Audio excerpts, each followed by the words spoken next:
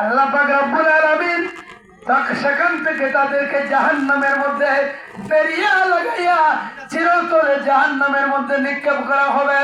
আর আমার রাসূল মুমিনের মুক্তির জন্য, উম্মতের শাফায়াতের জন্য কবরে আসবেন। কবর থেকে যখন আমরা হাসরের ময়দানে আমরা যখন উপনীত হব, তখন সেখানের মধ্যে আল্লাহ পাক রব্বুল আলামিন এখানের মধ্যে মিজানের পাল্লা নামে একটা পরিমাপ সৃষ্টি করবেন।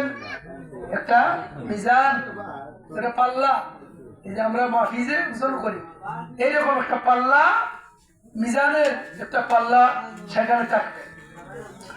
প্রত্যেক উম্মত এই পাল্লার মধ্যে উঠতেই হবে, পা রাখতে হবে। সেখানে প্রমাণ হবে সে নেককার না বদকার। বলুন না সুবহানাল্লাহ। যখন মিজানের পাল্লার মধ্যে যখন উম্মত পাও রাখবে, আল্লাহর নবীজি আল্লাহর কাছে যাতে শর্মিন্দা না হন, এর জন্য আমার রাসূল যেইভাবে কবরে হাজির ছিলেন, এইভাবে মিজানের সামনেও হাজির থাকবেন। মিজানের সামনে হাজির থাকবেন। উম্মতের পাল্লা যখন নেকির পাল্লা হালকা হবে, গুনার পাল্লা ভারী হবে, নবীজি বলবেন হায় হায়। তখন এই যে বলছিলাম মিনাল লাইলি ওয়া তাহাজ্জাদ বিহি নাফিলাতাল লাক, নবী গো তাহাজ্জুদের নামাজ সারা রাত্রে আপনি পড়েন, নফল নামাজ, এইগুলো মাকামে মাহমুদে জমা হয়, এগুলো আপনার জন্য বোনাস পুরস্কার, আপনার উম্মতের জন্য। নবীজি হাদিস শরীফের মধ্যে আছে, আমার নবীজি একটা কাগজের টুকরা এই জায়গার মধ্যে একটা সুবহানাল্লাহ ওয়া আলহামদুলিল্লাহ আল্লাহু আকবার এইগুলো লিখে আর মিজানের পাল্লায় রাখার সাথে সাথে নেকির পাল্লা ভারী হয়, গুনার পাল্লা হালকা হয়। সুবহানাল্লাহ বলবেন না?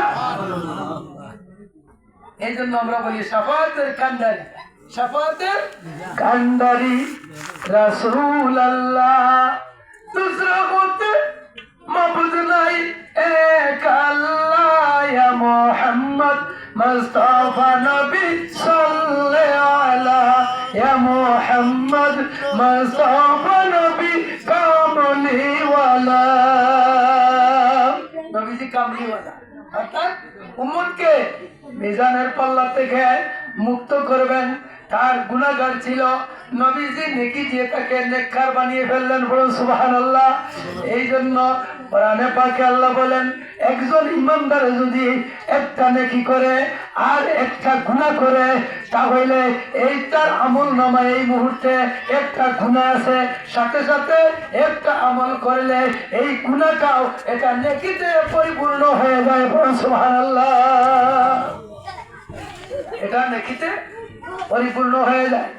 এবার গভীর মনোযোগ, এই মিজানের পাল্লা থেকে যখন আমরা মুক্তি পাবো, এই মিজান থেকে আরো একটা পরীক্ষা সামনে আগানো, এটা বড় কঠিন পরীক্ষা।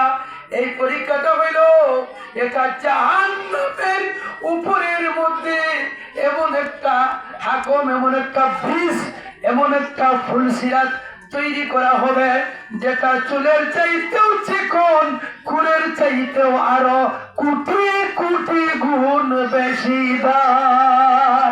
আল্লাহু আকবার বলুন।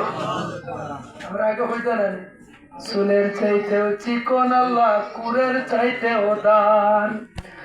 ওটা করিবাই গো মৌলা তুমি পরোয়ার। কইনা সুবহানাল্লাহ।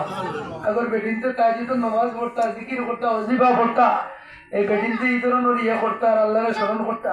এখন তোর বেটিন টিকটকের লাগি ভাগল, আর দুনিয়ার যত জাহান্নামী যত কিছু আছে এই দিকে তারা আমোদ ফুর্তি এবং দুনিয়াদারি নিয়ে তারা মত। ঠিক কিনা বলে? মহিলা হলো নামাজ পড়ে 30,000 বছরের রাস্তা, উত্তপ্ত জাহান্নামের আগুনের, জাহান্নামের ঠিক মাঝামাঝি পরিভাগের একটা সিরত আছে, একটা পুল, একটা ব্রিজ, এত ধারালু। এই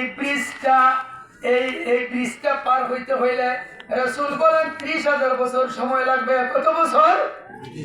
30,000 বছর। এটা কাহিনী নাই, কাহিনী নাই। 30,000 বছর এই রাস্তাটা পার হতে হবে। 30,000 বছরের রাস্তা ফুলসিরাতে যখন উম্মতকে নেওয়া হবে, তখন নিচে আগুন, আর উপরে চুলের চাইতেও চিকন, কুলের চাইতেও তার একটা হাকম, এইটাতে যখন বলা হবে যে তুমি এটা পার হও, তখন উম্মত এটার দিকে পাও দিবে না।